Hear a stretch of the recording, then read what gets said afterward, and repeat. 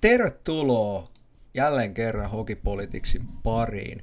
Tällä kertaa aiheena on NHL eli NR, josta tässä videossa käyn läpi Central Divisioonan joukkueet ja laitan ne runkosarjan oikeaan järjestykseen järjestelmällisen analyyttisellä otteella. Tässä videossa tekstit on englanniksi, mutta puheen tuotan kotimaisella kielellä, jotta minäkin ymmärrän itseäni. Ei muuta kuin tervetuloa mukaan. Numero 8, eli viimeinen mun listallani on Chicago Blackhawks, jonka viime kausi meni rehellisesti sanoen huonosti, ja mä en kyllä jaksa millään uskoa, että tämä kausi menisi yhtään sen paremmin. Jos aloitetaan Blackhawksista valmennuksesta, niin valmennuksellisesti Blackhawks lähtee tähän kauteen uudella ja freshillä startilla. Päävalmentajana on Jeff Blashill, joka on kokenut, mutta samalla aika vähän voittanut valmentaja. Hänen AHL:n Calder Cup-voitostakin on aikaa jo 13 vuotta, ja AHL:n vuoden valmentajan palkinnostakin on aikaa 12 vuotta. Hän on valmentanut aikaisemmin Red Wingsia, josta sitten meni Tampan apuvalmentajaksi ja oli siellä apuvalmentajana 3 kautta, ja nyt sitten ensimmäistä kertaa Blackhawksissa ja nimenomaan päävalmentajana, eli saapa nähdä, mitä siitä Blashillin tekemisestä sitten tulee. Apuna Blashillillä on muun muassa ruotsalainen Anders Sörensen. Hän on AHL:n päävalmentajan pallilta apuvalmentajaksi noussut erittäin kokenut valmentaja ja sinänsä mielenkiintoinen nimi. Toisena apuvalmentajana on Michael Pekka, joka itse asiassa mä muistan Pekan paremmin pelaajana. Hän on erittäin kokenut muun muassa Sabresin ja Islandersin kapteeni ja oli myös Blue Jacketsin varakapteenina, ja itse asiassa on valmentanut jo kauan ja nyt ensimmäistä vuotta on Chicagossa nimenomaan valmentajana. On toiminut toki NHL-tasolla apuvalmentajana ennenkin ja on ollut NHL:n puolella Rangersissa apuvalmentajana.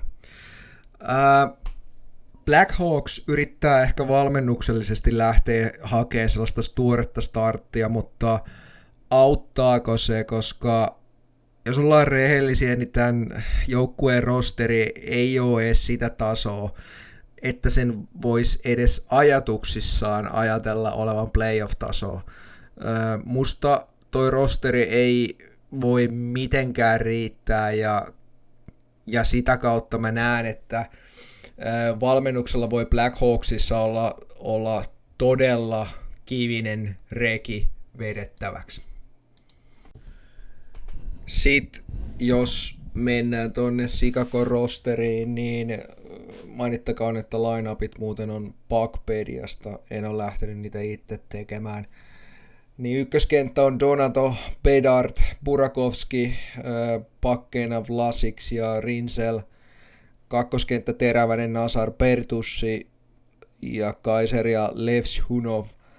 Puolustajana kolmonen Dah, Dickinson, Mikheyev ja Korchinski, Murphy puolustajana, ja nelonen Foligno, Lafferty, Slackert ja maalissa sitten Knightti ja Soderblom.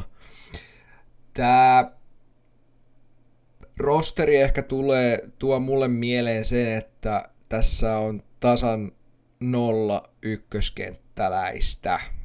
Eli mun mielestäni Chicagon ykköskenttä on korkeintaan NHL:n keskitason kakkoskenttä.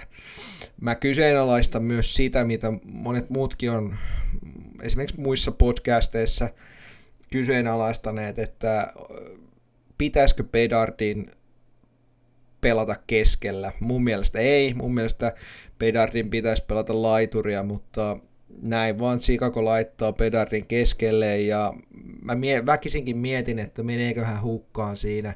Kuitenkin viime kaudella tämä superlupaus teki ainoastaan 67 pistettä, 23 plus 4, niin kyllä se jäi siitä odotetusta pistemäärästä mun mielestäni aika lailla.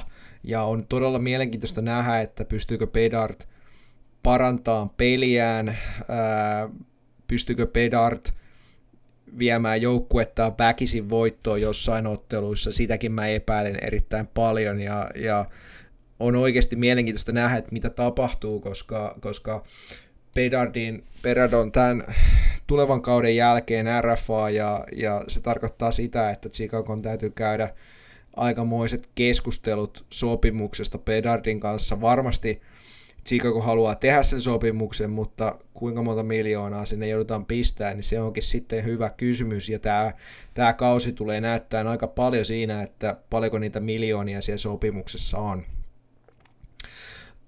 Donato on Bedardin laidalle mun mielestä ihan hyvä pelaaja, teki viime kaudella 62 pistettä, niin pystyy kyllä Bedardia tukemaan, ja Burakovski on ehkä, no tämä nyt on Bookpedian line-up, mutta se on ehkä tällainen toivotaan haku. Hän tuli mun mielestä Seattlesta Chicagoon nyt tradein kautta, ja teki Seattlessa 37 pistettä, ja sitä kautta niin on varmaan tuossa ykkösessä, ellei Teräväinen siihen sitten mene. Pakkeina Lasikki on ihan ykköspakki niin kuin pisteiden puolesta Chicagossa. Pisteiden puolesta kakkospakki on Murphy, joka teki 19 pistettä viime kautena. Kakkoskentässä Teräväinen varmaan tekee taas yli 50 pisteen kauden, mutta ei varmaan ihan kauheasti parempaan pysty. Nazar, joka sai ihan käsittämättömän sopimuksen. Hän sai 7 vuoden sopimuksen Chicagoon, ja se ei siis ole tällä kaudella vielä voimassa, mutta niin kuin, ei tästä kaudesta, mutta ensi kaudesta alkaen, niin noin 6,6 miljoonaa on cap hitti Nazarin sopimukseen, ja ollaan ihan rehellisiä, mä en tajua tätä Nazarin sopimusta. Mun mielestä sillä äijällä ei ole mitään näyttöjä, että se ansaitsisi noin suuren cap-hitin sopimuksen. Hän teki kuitenkin viime kaudella vain 26 pistettä, ja väkisinkin mietin, että mitä ihmeen taikasieniä siellä Chicagossa on nautittu, kun tätä sopimusta on tehty, koska kyllä toi 6,6 millin sopimus Nazarille on ihan, mun mielestä se on ihan kahjo, varsinkin kun se on 7 vuoden sopimus, niin se on kyllä high risk, high reward sopimus ihan niin kuin selvästi, siitä ei niin kuin päästä mihinkään.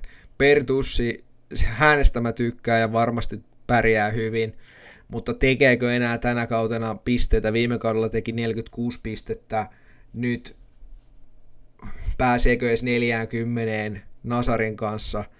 Voi olla, että ei pääse.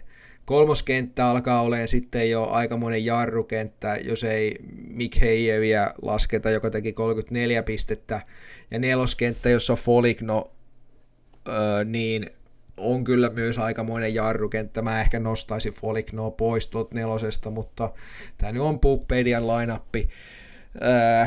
Siellä on myös Laferti keskellä nelosessa, joka hankittiin Sabresista varmaan ihan täsmähankinnaksi tuohon nelosen keskelle, koska hän on tietysti sentteri. Jos katsoo näistä vielä sitten ylivoimakenttiä, niin siellä varmaan on Bookpedian line-upissa niin Bertussi, Bedard, Teräväinen, Donato, Rinzel, se on ihan pätevä YV-viisikko, ei nyt mikään maailman paras, mutta varmasti onnistuu. Kakkosessa sitten on jo Foligno, Nazar ja Burakovski, Vlasik ja Leshunov, ja en kyllä jaksa oikein uskoa, että siitä välttämättä tulee mitään. Foligno ja Teräväistä myös sitten löytyy tietysti tuolla alivoimakenttien puolella melko varmasti. miettii maalivahdeista, pidän Spencer Knightia ihan hyvänä maalivahtina, Soderblom varmasti on hyvä kakkonen, ehkä he myös pelaavat aika tasaisesti ensi kautena, saa nähdä miten siinä käy. Sitten vielä Chicagosta, mä oon ehkä kerännyt tällaisia cappiin liittyviä asioita, niin siellähän on capissa runsaasti tilaa, yli $18 miljoonaa, ja en mä tiedä, tarviiko Chicago hankkia yhtään ketään, koska mun mielestä ne tankkaa ja ei edes yritä päästä playoffeihin tällä joukkueella, ja niille varmaan ihan yksi lysti, miten pelaavat, mutta saa nähdä sellaisia. Mä nyt on kerännyt tuohon heavy cap hittersia, eli sellaisia pelaajia, jotka menee yli 5 millin tänä kautena, ja niitä on tasan 3. Siellä on Burakovski 5,5 miljoonaa noin pyöreästi, Bertucci 5,5 miljoonaa ja Teräväinen 5,4 miljoonaa dollaria. Siinä on ne heavy hitterit tälle kaudelle. Ensi kaudelle niitä sitten onkin vähän enemmän, esimerkiksi se Nazar, joka tosiaan teki, no sitä voi ehkä pitää Chicagolla merkittävinä sainauksina. Nazari tosiaan teki 7 vuoden sopparin, joka alkaa seuraavasta kaudesta 6,6 miljoonaa noin pyöreästi. Knightti teki 3 vuoden jatkosopparin ja se käppihitti on 5,83 miljoonaa, että kyllä. Ja Soderblom muuten teki 2 vuoden sopparin, joka alkaa tästä vuodesta, se oli 2,75 miljoonaa, eli kyllä niin kuin musta tuntuu, että Chicago ainakin tuon maalivahti-asiansa lyönyt lukkoon aika vahvasti. Tulevia sainauksia ehkä jo tällä kaudella on sitten se Bedard, ja se onkin sitten todella mielenkiintoista, että millaisia miljoonia se Bedard sieltä nyt sitten saa. Näillä esityksillä, mitä hän on toistaiseksi esittänyt, niin ei mennä ihan huippupalkkoihin kyllä.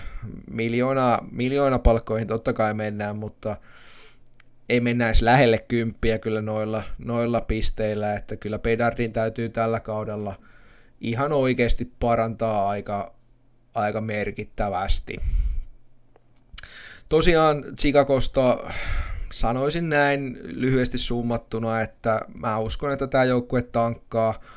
Siellä ei varmaan ole niin kauheasti väliä voittaako vai eikö voita, koska tuo roosteri on mitä on, ja voi olla, että Chicago on jopa koko liigan heikoin joukkue tänä vuonna, mutta aika näyttää, miten siinä käy. Numero 7 mun listalla on Nashville Predators, jonka viime kausi varmasti oli Predatorsille aika iso pettymys, mutta täytyy myös myöntää, että he olivat kyllä viime kaudella melko kehnoja ja hitaita, ja jotenkin se lähes kaikki epäonnistui Nashvillessä viime kaudella, enkä mä oikeastaan usko, etteikö se tapahtuisi taas. Taso kuitenkin NHL:ssä on aika kova, ja kovia asioita vaaditaan, jotta kehitystä tapahtuu. Jos katsotaan Nashvillen valmentajia, niin pääcoachina on Andrew Brunette, joka on entinen NHL-pelaaja, joka on jo vuosia toiminut toki myös valmentajana, ja nyt lähtee 3. kausi käyntiin Predatorsissa. Brunette on myös valmentanut Floridaa päävalmentajana ja toiminut muissakin NHL-joukkueissa apuvalmentajana, mutta se menestys on kiertänyt Brunetten aika tehokkaasti läpi. Apuvalmentajana sieltä löytyy Luke Richardson, joka on myös entinen NHL-peluri ja myös erittäin kokenut apuvalmentaja ja itse asiassa myös entinen Chicagon päävalmentaja ja nyt ensimmäistä kauttaan Predatorsissa. Menestys on valitettavasti hänetkin kiertänyt aika kaukaa. Toinen päävalmentaja on Darby Hendrickson, kokenut apuvalmentaja, jolla ei ole menestystä valmennuspuolelta.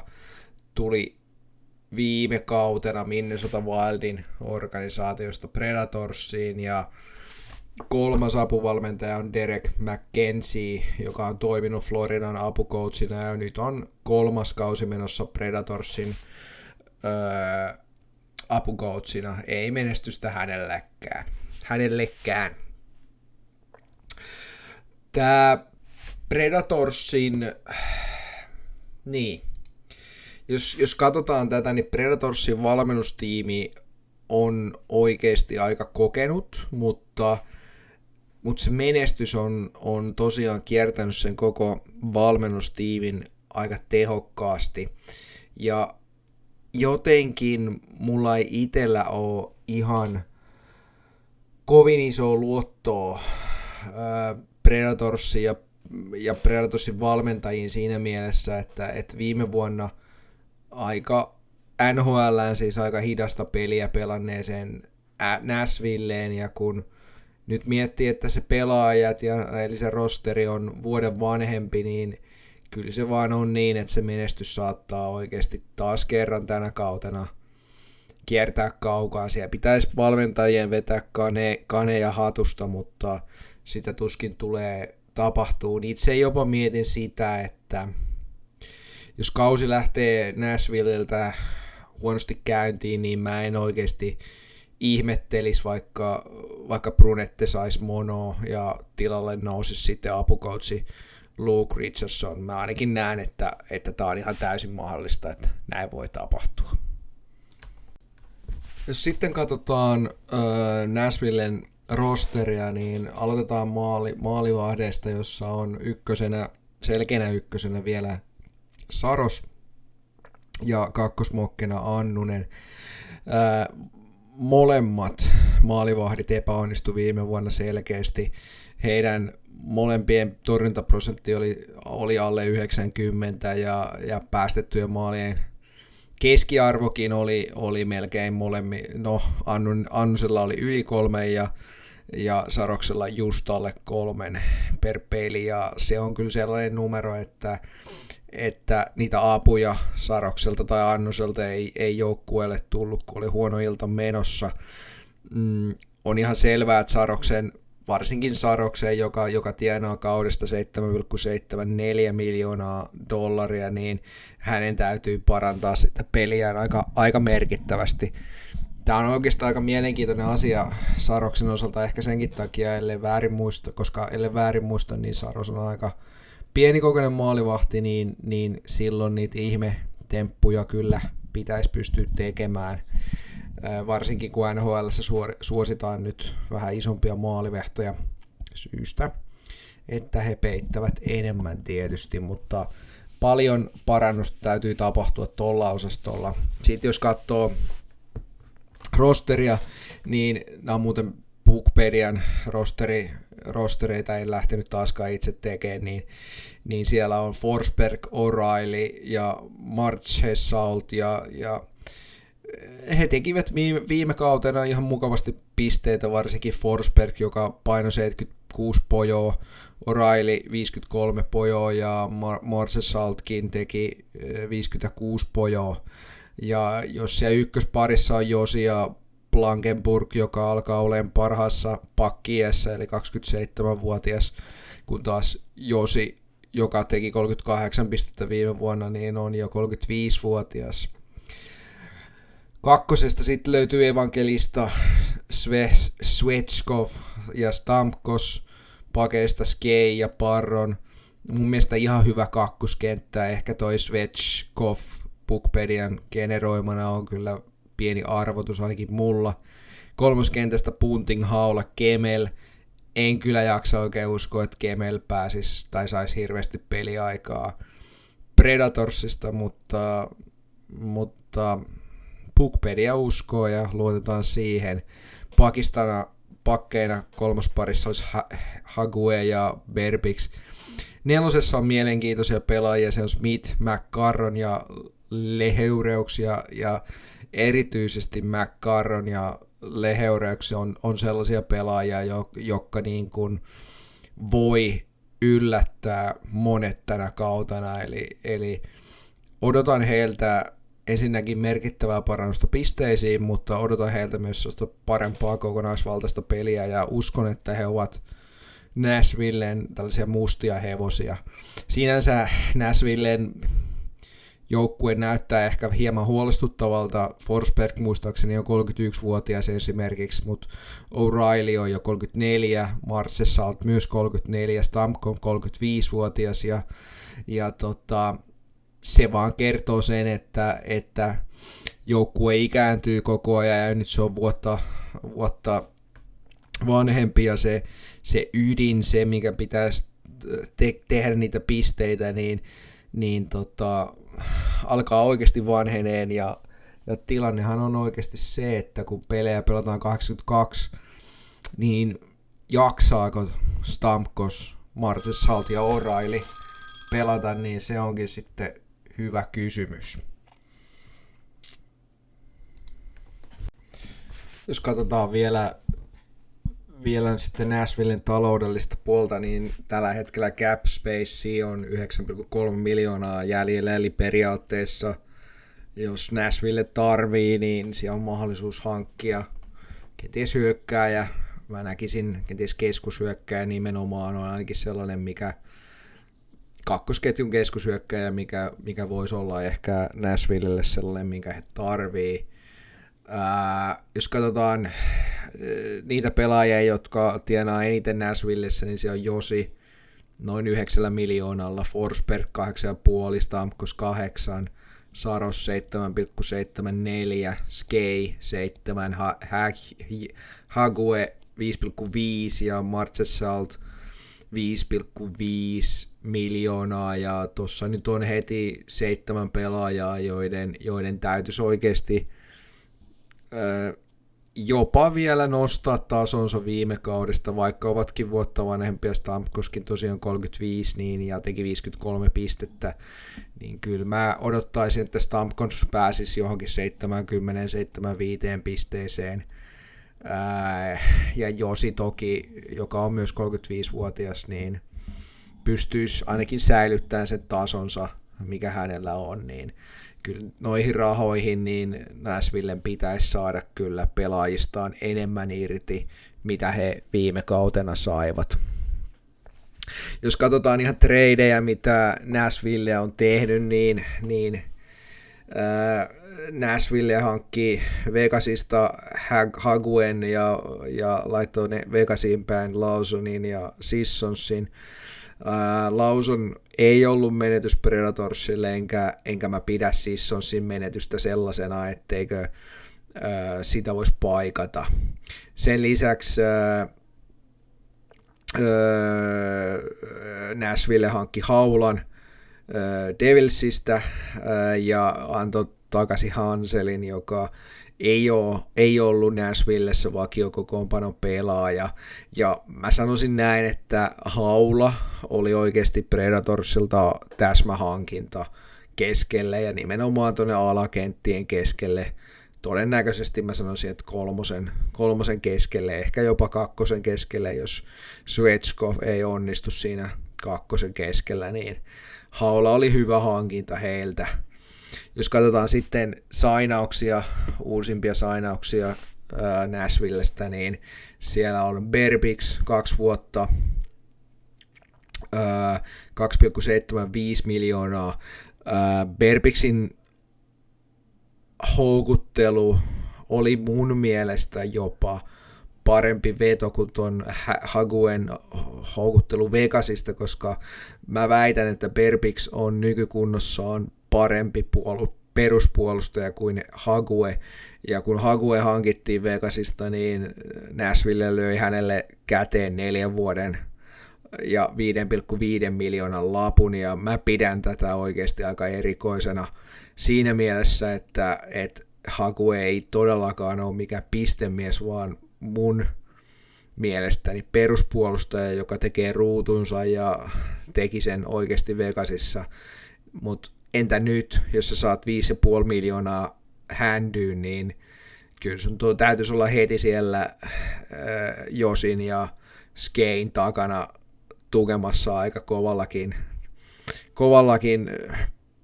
pisteinnolla ja puolustuksella, että homma tulee tehdyksi, ja kyllä siinä mun mielestä tämä oli kyllä Predatorsin toimistolta kyllä iso virhe tehdä tällainen sopimus Hakuen kanssa. Jos katsoo vielä sitten tulevia sainauksia, niin siellä on Evangelista RFAna ainakin tällä hetkellä. Hän teki viime kaudella 10+22 eli 32 pistettä, ja sitä myöten mä odotan, että Nashville sainaa hänet, koska jos ei sainaa, niin ihmettelen kyllä, että mitä helvettiä Nashvillessä touhutaan. Mutta kaiken kaikkiaan en odota tältä joukkueelta paljon. Tulee varmasti voittaa jonkun verran pelejä, mutta en usko Nashvillen olevan tulevalla kaudella playoff-joukkue missään nimessä. Sitten mennään Minnesota Wildiin ja lähdetään heti valmennuksesta liikkeelle. Päävalmentajana Wildissa on John Hines, joka on kansainvälisissä junioripeleissä menestystä niittänyt valmentaja, joka on toiminut Devilsin ja Predatorsin päävalmentajana vuosien aikana. Nyt 3. kausi menossa Wildissa ja saa kyllä käsinsä aika repaleisen joukkueen. Mutta Wildi on nyt ollut lähellä tai päässyt myös niin kuin playoffeihin tässä viime aikoina, joten varmasti Minnesotassa ajatellaan, että nyt päästään taas, mutta vaikeaa se tulee olemaan. Apuna Hinesilla on Patrick Dwyer, joka on entinen NHL-pelaaja, aloittaa nyt kolmannen kautensa NHL:ssä apuvalmentajana. Aikaisemmin toki ollut ennen sitä AHL:ssä apuvalmentajana.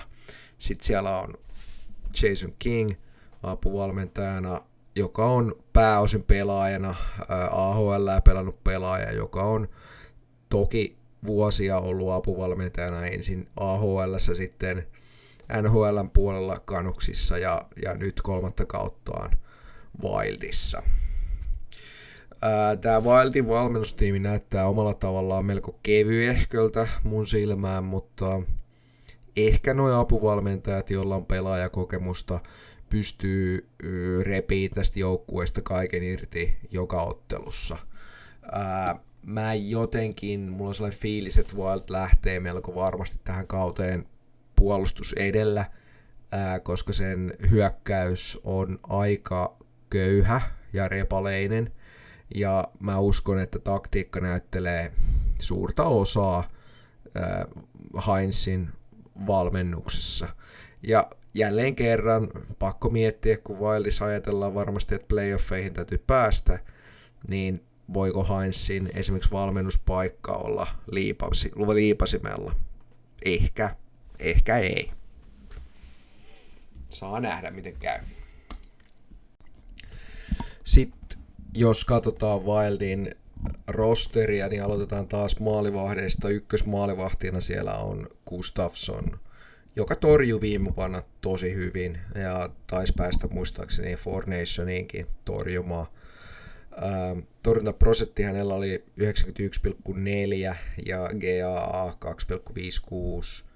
Kakkosena Puckpedia tarjoaa Wallsteadia, jolla oli 84,3 torjuntaprosentti ja GAA 4,09, joten nuo numerot ei kyllä todellakaan mairittele millään tasolla. Sitten jos katsotaan Wildin pelaajarosteria, niin ykköskentässä on Kaprizov, niin ja taas kerran nämä line-upit tulee Puckpediasta, joten en ole niitä itse miettinyt. Eli siellä on ykkösessä Kaprizov, Rossi, Boldi, puolustuksessa Middleton ja Faber.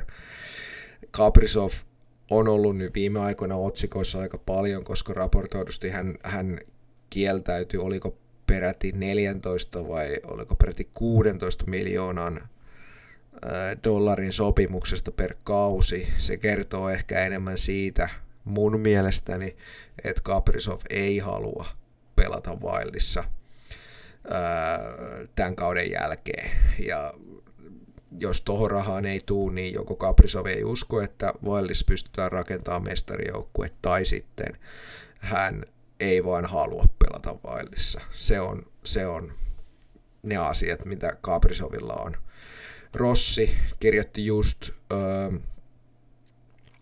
tai sainas 3 vuoden sopimuksen, ja se oli kyllä hyvä sainaus Wildilta. Siitä tässä vähän myöhemmin vielä. Boldi tienaa jo nyt 7 miljoonaa kaudessa ja on kyllä yksi parhaimmista pelaajista, ellei paras Kaprizovin jälkeen tuolla laidalla. Ykköskenttä on kivikova hyökkäyssuuntaan ja Faber vielä puolustuksessa, joka tienaa peräti 8,5 milliä, niin on erinomainen puolustaja. Eikä Middletonkaan mikään huono ole. Sitten kakkosesta, en tiedä mistä Bookpedia on repinyt tuohon Ögrenin, ja sitten keskellä Eriksson, Eek ja Tarasenko, joka tuli treidin kautta sisään. Puolustuksessa Bujum ja Spurgeon. Tässä alkaa jo sitten näkee, että kakkoskentässä on toki Eriksson Eek, jota pidän hyvänä sentterinä, ja Tarasenko, joka on semi-OK-laituri, mutta ei nyt mikään mahtisonni, niin kyllä tuossa alkaa jo taso laskea aika paljon niin puolustuksen kuin hyökkäyksenkin osalta. Kolmaskenttään Bookpedia tarjosi Johansson, Hartman ja Foligno, joista noin 3 on tehnyt 26-34 pistettä viime kaudella. Siinä on hyvä kolmoskenttä, joka pystyy varmasti puolustamaan ja tarvittaessa myös tekee jonkun verran pisteitä. Puolustukseen Bookpedia on tarjonnut Jirisekin ja Bogosianin, ja en nyt ihan sanoa, että onko Jirisekin paikka ylhäällä NRissä. Ehkä on, ehkä ei, vaikea sanoa. Neloseen Trenin, Sturm ja Jurov, ja Sturmi on mielenkiintoinen siinä mielessä, että hän sainas kahden vuoden sopimuksen Wildiin tässä just kesällä. Ja mikä hassuinta, on nyt loukkaantuneena. Eli tosi vaikeeta on tämän rosterin suhteen oikeasti Wildilla. Se näyttää heikolta, se näyttää loukkaantuneelta. Sen takia Heinzin valmentajana on pakko panostaa siihen puolustukseen ja pelata puolustuksen kautta, koska hyökkäyksen kautta pelaaminen on tällä rosterilla NRissä aikamoinen itsemurha. Sitten jos katsotaan muita asioita Wildista, niin cap space tällä hetkellä on 4,4 miljoonaa noin pyöreästi, ja heavy cap hitterit on Kaprizovi 9 millillä, Faber 8,5, Spurge on 7,58 noin pyöreästi, Boldy 7, Brodin 6, Eriksson Eek 5,25 ja Rossi 5. Siinä on aika paljon rahaa pistetty kiinni hyökkääjiin ja 2 puolustajaan. Muistaakseni hänkin on puolustaja, mutta on nyt loukkaantuneena ja sen takia ei ole tuossa Wildin rosterissa. Mut siinä on paljon tosiaan dollareita kiinni. Jos katsotaan tulevia tai kauppoja, mitä on kesän aikana tehty, niin Tarasenko tosiaan treidattiin Red Wingsistä Wildiin ja luultavasti mä ainakin näen, että Red Wings taisi tehdä vaan omaa käppinsä tilaa Tarasenkon pois annolla. Teki Red Wingsistä toki 33 pistettä, mutta mä en jotenkin jaksa nähdä enää Tarasenkoa top 6 hyökkääjinä, mutta toisaalta Wildin hyökkäistä on nyt vähän hajalla, niin ehkä hän tulee pelaamaan kakkosketjus kuitenkin. Sitten toinen ehkä trade oli Coutrean ulostrade Seattleen. Siinä tehtiin käppiin tilaa 2,1 miljoonaa. mun mielestä on ihan selkeä, siinä ei niin kuin nähty käyttöä Cautrealle bottom 6 sentterinä, ja hän teki kyllä hyvin pisteitä, 37 pistettä viime kautena, mutta mä näen, että 2,1 miljoonaa ja trade tehtiin ihan sen takia, että saatiin sainattua Sturmi. Näin mä sen ainakin itse oman pääni sisällä näen. Sitten jos katsoo noita sainauksia, niin siellä on tosiaan Rossi 3 vuodeksi ja 5 milliä. Tämä oli pakkosainaus hyvällä hintaa Wildilta ykkössentteri ja saivat kuitenkin vain 5 millillä, eli hyvää hintaa. Ja mulle ainakin tämä vaikuttaa jonkinlaiselta siltä sopimukselta, ja jos kaikki menee hyvin, niin Rossi kerää isommat rahat sitten, kun capin katto on isompi. Ja todella, siis tämä on tosi hyvä sainaus Wildilta. En olisi uskonut, että 5 millillä lähtee Rossi ykköskentän sentteri ja vielä 3 vuodeksi. Tosiaan sitten toinen sainaus oli se Sturmi, Saniosesta muistaakseni tuli 2 vuotta 2 milliä per kausi. Selkeä sentterihaku, kun se Cautreau päästettiin muualle. Valitettavasti, katoin just Bookpediasta, niin hän on tosiaan saanut jonkinlaisen selkävamman ilmeisesti harjoituksissa ja voi olla sitten poissa kauden alun peleistä, eli voi olla, että Wildi aloittaa kautensa ilman Sturmia, joten nyt on käynyt vähän huonoa tuuriakin Minnesotalla tässä. Kaiken kaikkiaan niin Minnesota vaikuttaa ainakin paperilla mun silmiin aika heikolta joukkueelta, mutta kuitenkin paremmalta joukkueelta kuin esimerkiksi Chicago ja paremmalta joukkueelta kuin jopa Nashville, mutta muuten niin kyllä mulla on sellainen fiilis, että Minnesota ei tänä kautena tai nyt alkavana kautena niin nähdä playoffeissa ollenkaan. Ja sitten seuraavana listalla on Utah Mammot ja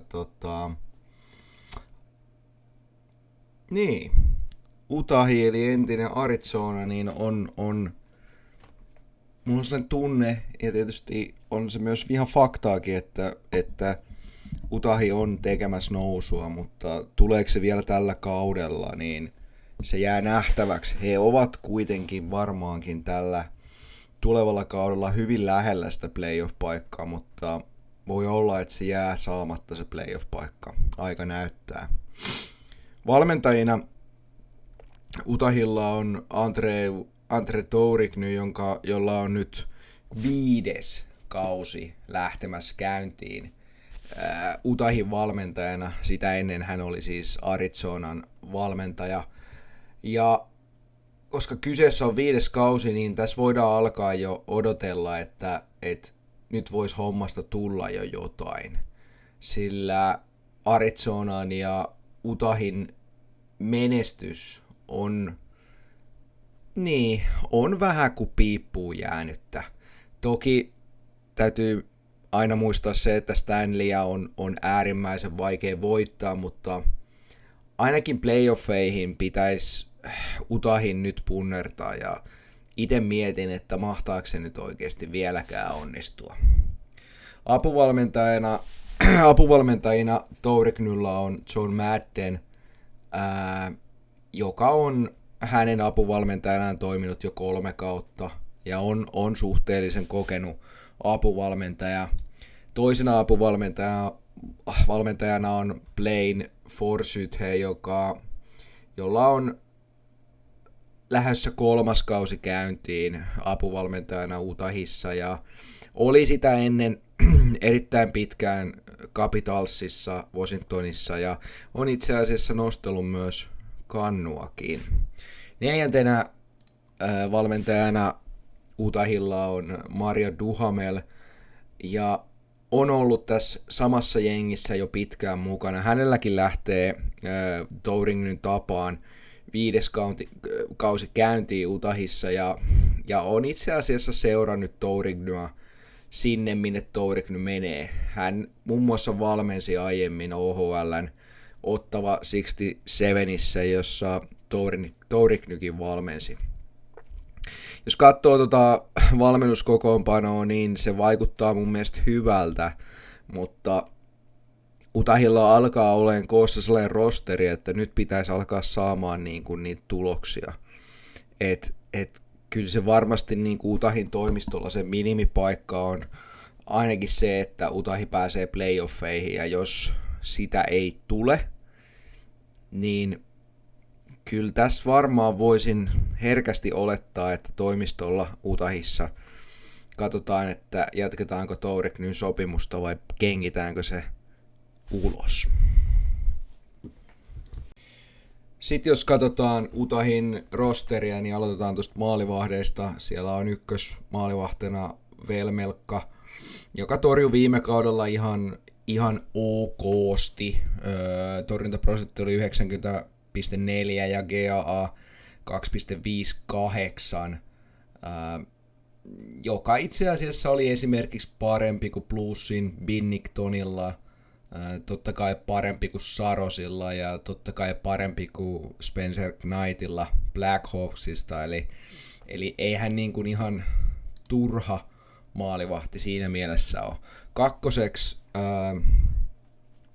Utahi hankki täksi kaudeksi Vanetsekin 1 vuoden sopimuksella 1,5 miljoonaa. Hän on ihan ok haku kakkosmaalivahdiksi, toimi kakkosena myös Floridassa ja voitti siellä Stanleyin, niin mun mielestä ihan ok haku kautta sainaus Utahilta. Sitten jos katsotaan line-uppeja, ketjuja, niin jälleen kerran nämä on muuten Puckpediasta suoraan otettu, niin siellä on Günther, Cooley ja Peterka, ja voi veljet, siinä on oikeasti aika erinomainen ykkösketju. Günther teki viime kaudella 60 pistettä, Cooley 65 pistettä ja Peterka teki Sabresissa 68 pistettä.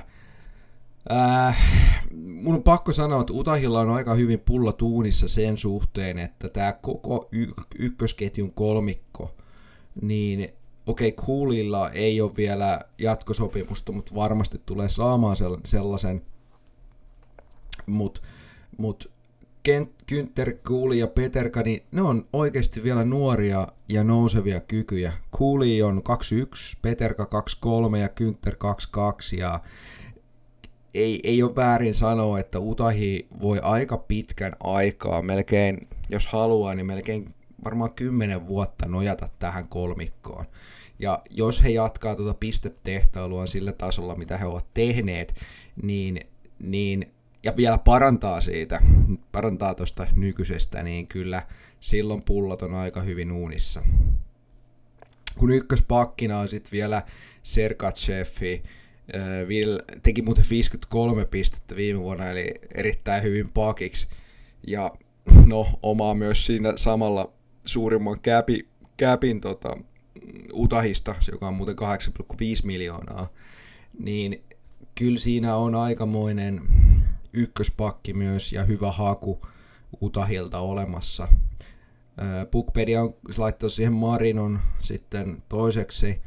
Ja kakkoskenttä sitten niin on melkein, voi sanoa, että yhtä hyvä kuin ykköskenttä. Se voisi ihan hyvin olla ykköskenttäkin. Siellä on Kelleri, Heiton ja Schmaltz. Ja Kelleri nyt paino viime kautena 90 pistettä. Heittoni teki 46 pojoa ja Schmaltzikin paino 63 pistettä. Niin kyllä noi top 6 Utahilta niin on erittäin kilpailukykyinen. Ehkä ei niin kokenut, mutta erittäin kilpailukykyinen, ja kyllä siinä voi katsoa niin kuin jo vähän niin kuin, että wow, ne ollaan kyllä todella hyvä top 6. Sitten kakkospari pakeista, niin se olisi Cole ja Dursi. Dursilla on iso käppi, 6 miljoonaa, ja no se on varmaan kakkosparin pakille mielestäni jopa vähän liian korkea, mutta ehkä toi kakkospari nyt vielä menee, ja meneekin totta kai NHL-tasolla. Kolmosparissa muuten pakistossa on Määttä ja Smith, ja Määttä nyt on sellainen perusvarma pakki ja tullut ihan ok pakiksi, mutta Smith taas löi itsensä ihan täysin läpi Floridassa viime vuonna ja oli erityisesti esimerkiksi pudotuspeleissä niin todella kova luu ja teki myös paljon pisteitä siellä. Smith pääsi rahastaan ja Utahi nappasi Smithin sieltä kiinni. Kolmosketjussa Utahilla Gross, McBain ja Carcone. Mä en ole ihan vakuuttunut tosta kolmosketjusta, jos se on tollanen. McBain on hyvä, mutta Gross ja Carcone saa nähdä miten käy. Nelosessa O'Brien, Stenlund ja Tanev. Mä tykkään Tanevista ja niin tykkää Utahikin, koska ne sainas Tanevin tässä just ja 3 vuodeksi vielä ja sai sen ihan hyvällä rahalla sainattua. Toi rosteri näyttää siltä, että siellä on selkeästi 2 hyökkäävää kenttää ja 1 ehkä välimallin kenttä ja sitten selkeästi 1 puolustava kenttä. Se on varmaan sellainen aika perinteinen ketju tai kokoonpanokoostumus, mikä NHL:stä ja miksei mistä kaikista muistakin jääkiekkojoukkueista pitäisi löytyä. Jos sitten katsotaan muita asioita vielä Utahista, niin heillä on capissa tilaa vielä 7,8 miljoonaa ja pitääkin olla, koska ensi kaudeksi Cooley tarvii miljoonansa, jos mä saan veikata, niin Cooley saa sopimuksen, joka on varmaan maksimisopimus kenties ja noin 7-7,5 miljoonaa dollaria, mutta se on ensi kauden asioita. Jos katsoo heavy cap hittersejä Utahista, niin se on Sergachev 8,5 miljoonaa, Peterka 7,7, Keller 7,15, Günther 7,14 noin pyöreästi, Dursi 6 ja Schmaltz 5,85 miljoonaa. Ei ole mitään överitianaajia, eikä Utahi ole sellainen joukkue, mihin överitianaajia oikeastaan voisi tulla. Tai ainakaan mä en näe, että sinne tulisi sellaisia miehiä, jotka tienaisi yli 10 miljoonaa esimerkiksi kaudessa. Se on, ja kun mietitään muuten sitä, että jos joukkueessa on yli 10 miljoonaa tienaavia pelaajia, niin se Stanleyn voittaminen oikeasti vaikeutuu silloin aika paljon. Verrataan nyt vaikka Edmontoniin tuota kommenttia. Jos katsotaan merkittäviä sainauksia Utahilta, niin McBain 5 vuotta, 4,25 miljoonaa. Hän on hyvä alakenttien sentteri siedettävällä cap hitillä. Mun mielestä McBainin sainaus oli hyvä sainaus pitkäksi aikaa, varsinkin kun toi capin katto on nousemassa ylös, niin toi 4,25 ei tunnu enää niin isolta sen jälkeen, kun se cappi alkaa sieltä kohoamaan. Smith 3 vuotta, 3,5 miljoonaa, mun mielestä erittäin hyvä haku Utahilta. Ja Smith sai nyt ne miljoonat, mitä on varmaan hakenutkin. Toki hän sai myös viime vuonna kannun Floridassa, mutta nyt sitten 3,5 miltsiä ja 3 vuotta, niin varmaan on tyytyväinen sopimukseen. Tanevi 3 vuotta, 2,5 miljoonaa, alakenttien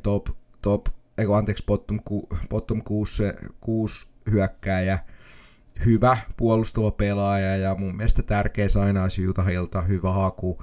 Ja sitten Peterka 7,7 miljoonaa ja Peterka on oikeasti ehkä Utahin yksi mielenkiintoisimmista pelaajista. Hänen uransa on ollut jo 3 vuotta nousussa. Ensimmäisenä täytenä kautena hän teki 32 pistettä, sitten 50 pistettä ja viime kautena painoi jo 68 pistettä.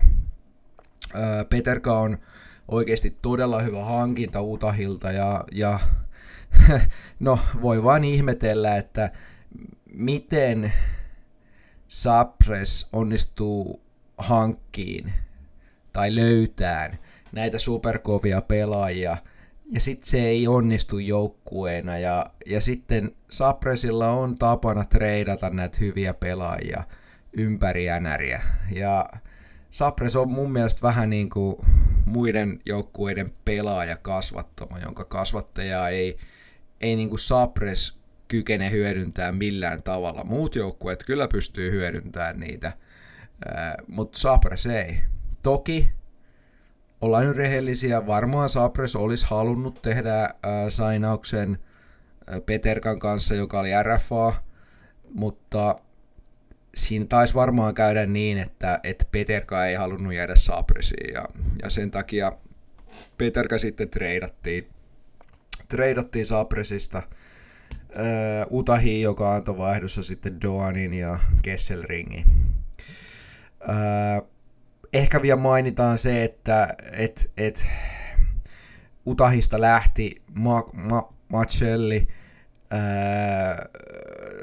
pikkiä vastaan ja Machelli lähti Torontoon ja lähti siksi, että oli Utahissa oikeasti jäänyt ihan popcorn-osastolle.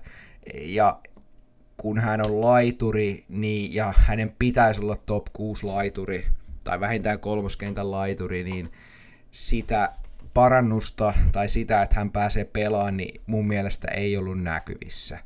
Ja niin sitten siinä kävi, että Utah päätti Macellin sopimuksen viimeisenä vuotena treidata hänet Torontoon. Ja Toronto sai Macellista sellaisen pienen arvan, joka voi oikeasti onnistuessaan olla sellainen pieni timantti Torontolle. Utahilla on kuitenkin Utahista on oikeasti tulevaisuudessa lupa odottaa hyvää. Onko se ensi kausi vielä se kausi, milloin nähdään jotain tosi hyvää? Voi olla, mutta Centralikin on tosi kova divisioona ja siellä on todella kovia joukkueita, niin siellä täytyy joku heittomerkeissä paperilla parempi joukkue oikeasti selättää, että sinne playoffeihin pääsee. Sitten mennään seuraavaan joukkueeseen, listan seuraavaan joukkueeseen, joka on St. Louis Blues, joka ainakin mulle, tai mä pidin Bluesia jo viime kautena sellaisena mustana hevosena, ja en voi olla ajattelematta myöskään tänä kautena, että he olisivat playoffien ulkopuolella esimerkiksi. Siellä on todella hyvä joukkue, todella hyvä rosteri, todella hyvät maalivahdit ja todella hyvä valmennus. Ja mennään ensin tuohon valmennukseen. Siellä on päävalmentajana Jim Montgomery, joka on erinomainen runkosarjan valmentaja, joka on myös menestynyt jo, joskin hän ei ole voittanut Stanley Cupia. Erikoista ehkä hänessä on se, että hän tosiaan menestyi hyvin runkosarjassa Bruinsissa, kunnes hänet potkittiin pois Bruinsista, ja mikä hassuinta, palkattiin oikeastaan melkein saman tein Bluesiin päävalmentajaksi, ja kyllä mä näen Montgomeryssä sellaista potentiaalia ja halua viedä Bluesi, miksei vaikka ihan loppuun saakka. Se potentiaali ainakin on siellä olemassa. Apuvalmentajana Montgomerylla on Steve Ott, joka on valmentanut vaan Bluesissa apuvalmentajana ja on itse asiassa nostanut kerran kannuakin. Eli sellaista voittamisen kulttuuria löytyy sitä kautta, ja toista voittamisen kulttuuria tuo Claude Julien, joka on oikeastaan kaikenlaista voittanut, muun muassa Stanley Cupin, Olympiakullan, World Cupin, ja on tainnut olla kerran vuoden valmentajakin NHL:ssä. Hän on nyt tällä kertaa apuvalmentajana, joka pystyy tukemaan tietysti Montgomerya hyvin, varsinkin sen takia, että Julien on ollut aika pitkään myös päävalmentajana NHL:n puolella. Sitten siellä on vielä Mike Weber, hänellä on myös NHL-pelaajaura takana. Valmennusura ehkä apuvalmentajana on vasta omalla tavallaan alkamassa. Kaikin kaikkiaan Bluesin valmennus on erittäin hyvässä kuosissa. Se on kokenutta se on voittanut jotain, kaikki mittarit osoittaa vihreälle ja ainakin mun mielestäni, ja se auttaa tätä joukkuetta hyvin pitkälle, varsinkin kun Bluesin toimisto on kyennyt tekemään Bluesin rosterista erittäin hyvän. Ja siinähän se sitten on se St. Louis Bluesin rosteri. Mennään maalivahteihin ensin. Sian Binnington ykkösmaalivahtina viime kaudella torjui 90% varmuudella. GAA oli 2,69. Kakkosmaalivahtina on nouseva kyky Hofferi, joka torjui 90,4% varmuudella viime kaudella, ja GAA oli 2,65. Hofer muuten sai myös jatkosopimuksen Bluesilta. Hän taitaa olla Bluesin oma varaus ja on pelannut Bluesissa pitkään ja ansaitsi kyllä sen jatkosopimuksen kakkosmaalivahtina. On suhteellisen hyvä maalivahti ja itse asiassa melkein 2-metrinen, eli kokonsa puolesta vielä myös sopiva. Sitten jos katsotaan pelaajistoa, niin se on kyllä huikea toi pelaajisto. Jälleen kerran nämä line-upit on Puckpediasta suoraan, eli en ole itse lähtenyt tekemään. Ykköskenttä olisi Puck, Henif, Thomas ja Snookerudin mä en ymmärrä alkuunkaan, miksi Puckpedia on se laittanut sinne, mutta olkoon nyt siellä. Ja pakkiparina Fowler ja Pareikko. Siinä on muuten aika, jos Snookerud unohdetaan tästä, niin siinä on ihan saakelin kova ykköskenttä. Thomas teki viime kautena 51 pistettä, Buchnevich 57 pistettä ja Fowler ja Paraikko tekivät itse asiassa molemmat taisi tehdä 36 pistettä. Erittäin toimiva ykköskenttä, Thomas varsinkin on kyllä hyvä ja voi sanoa, että toimii ykkösenä kyllä varsin hyvin. Kakkoskenttä on ehkä jopa parempi, minkä Puckpedia on generoinut, se on Holloway, Shen ja Giro ja varsinkin Giro ja Holloway niin on kyllä laitureina aika kovia seppiä. Muistaakseni Holloway niin ja puolustukseen Broberg ja Falk, muistaakseni Holloway ja Broberg Bluesin toimisto teki aikamoisen tempun, koska he ryöstivät Hollowayn ja Brobergin Edmontonista ja se aiheutti melkoista paranpärinä ja spekulointia ja kaikkea, ja nyt voidaan nähdä jo tässä vaiheessa, että se oli kyllä oikea teko, minkä tekivät. Holloway teki viime kaudella sen 63 pistettä ja Brobergin teki 29 pistettä, niin kyllä se kertoo sitä, että Edmontonista aikoinaan vietiin sitä laatua aika paljon pois ja Blues saa nyt nauttia siitä laadusta oikein kunnolla. Giro niin 70 pisteellä niin on kyllä aikamoinen seppä laituriksi ja varmaan tulee vähintään tekemään sen saman pistemäärän myös tulevalla kaudella. Ja ei siinä vielä kaikki. Kolmaskentästä löytyy Nate Bors, Suter ja Bjugstad, puolustuksesta Tucker ja Maillouks. Kolmoskenttä on myös hyvä kenttä, se on niin hyvä kenttä, että se voisi olla jonkun NHL-joukkueen kakkoskenttä ja hyvin.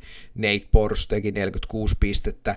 Suteri sainattiin tuossa kesällä 2 vuoden sopimuksella ja hänenkin uransa on mun mielestäni jonkun verran nousussa. Teki 46 pistettä kuitenkin viime kautena ja uskon, että pystyy vielä tuohon parempaankin. Pystyykö alakentissä, niin se on taas se toinen kysymys. Bjugstad on erittäin kokenut pelaaja. Teki toki viime kautena vain 19 pistettä, mutta on pystynyt parhaimmillaan myös muistaakseni yli 40 pisteenkin kausiin. Voi olla, että muistan väärin. Ja sitä myöten niin toi kolmoskenttäkin alaketjuna niin on kyllä aikamoinen hyökkäysketju sekin.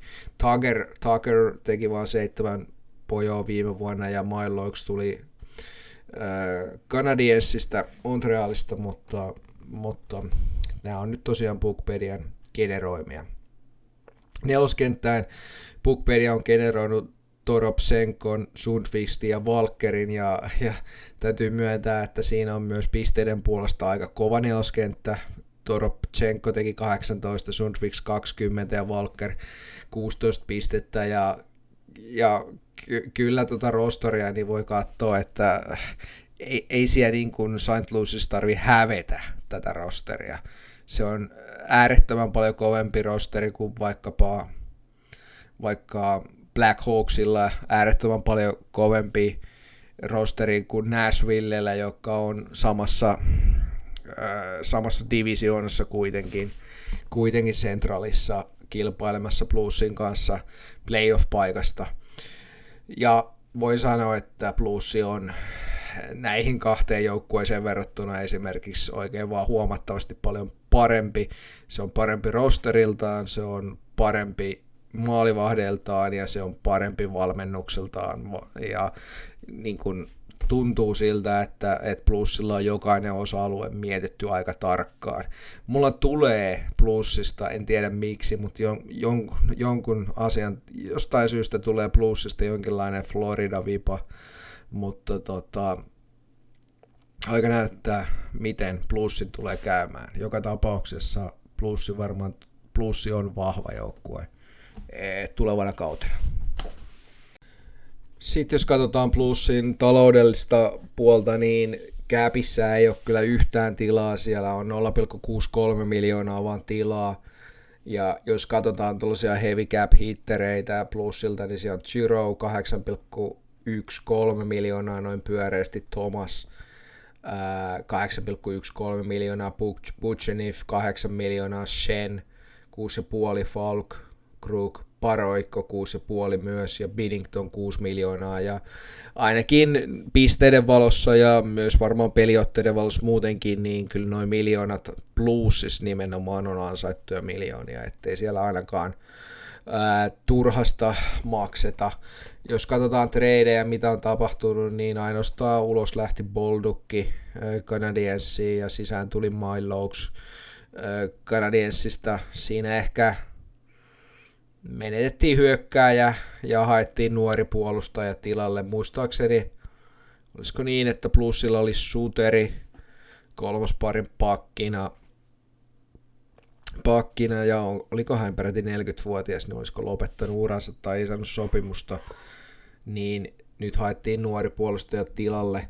Ehkä tuosta tradeista voi sanoa, että se oli ehkä erikoinen kauppa Bluesin kannalta, koska Boldukki on pisteiden valossa nouseva pelaaja, mutta ehkä Bluesissa katsottiin, että tämän vuoden jälkeen heillä ei ole varaa maksaa Boldukille sitä rahaa, mitä Boldukki tulee pyytää, ja sen takia äänet pistettiin pihalle ja vaihdettiin Milokesiin. Muuta selitystä mä en oikein jaksa keksiä tähän väliin.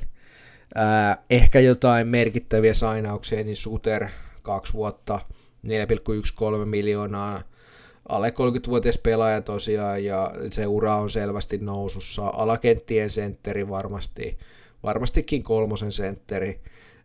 Voi tehdä tosiaan hyökkipisteet tänä kautena. Bjugstad 2 vuotta ja 1,75 miljoonaa, ja hän on, niin kuin tuossa todettua, niin hyvä ja kokenut sentteri kokenut hyökkääjä alakenttiin. Taitaa myös pystyä pelaamaan sitä sentteriä, mitä olin sanomassa tuossa.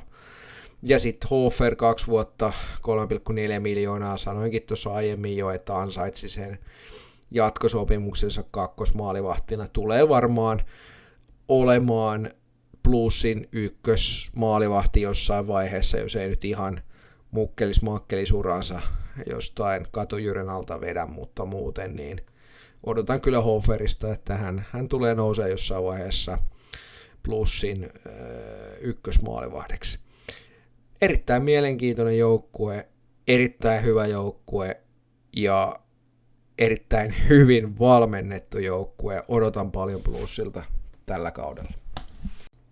Sitten seuraavaksi listalla on monien suomalaistenkin suosikkijoukkue, eli Colorado Avalanche, ja lähdetään suoraan sinne valmentajiin, ja siellähän päävalmentajana on Jared Bednar, jolla on nyt sitten 10. kausi lähdössä käyntiin, ja Bednarhan on valmentaja, jota jotkut asiantuntijat myös täällä Suomessakin pitää yhtenä NHL:n parhaista valmentajista. Toisaalta täytyy muistaa, että Coloradon toimisto on ollut häneen tosi tyytyväinen, ja hänen johdollaan on myös yksi kuppi käyty voittamassa, ja ehkä se kysymysmerkki Bednarin kohdalta tulee siitä, että viime vuosina ne tappiot, ja erityisesti ne tappiot Dallasille playoffeissa, niin ne on varmasti syönyt niin Coloradon toimiston mieltä, ne on syönyt Bednarin mieltä, ne on syönyt kaikkien Coloradon pelaajienkin mieltä, koska nyt se on tapahtunut jo 2 kertaa putkeen playoffeissa NHL:ssä, ja se ei voi olla vaikuttamatta. Ei runkosarjassa, en nyt puhu runkosarjasta, mutta sitten jos playoffeihin Colorado pääsee, niin siellä. Että aikamoinen nollaus siinä vaiheessa täytyy tehdä, tai toisaalta siitä voi myös saada jonkinlaista voimaakin kenties itsellään. Bednarin rinnalla on sitten edelleen Nolan Pratt apuvalmentajana. Hän on ollut Coloradossa jo, tämä on nyt 9. kausi, joka lähtee käyntiin Bednarin rinnalla, ja tämä parivaljakko on kyllä luotsannut hyvin ja luotettavasti Coloradoa koko ajan. Maalivahtin valmentajana, tämä täytyy nyt mainita, on Jussi Parkkila. Hänellä on jo 8. kausi lähes käyntiin Coloradossa. Nyt ei ole suomalaisia maalivahteja. Siellä on Blackwood ja Vedkewood maalissa, mutta silti on mielenkiintoinen kuriositeetti, että Jussi Parkkila on siellä edelleen. Jos miettii niin Coloradoa kokonaisuutena, niin jotenkin mä en usko. Ja toisaalta mä taas uskon Bednarin Coloradoon. Mutta jotenkin mä näen sen, että se jokin hypsyissä puuttuu.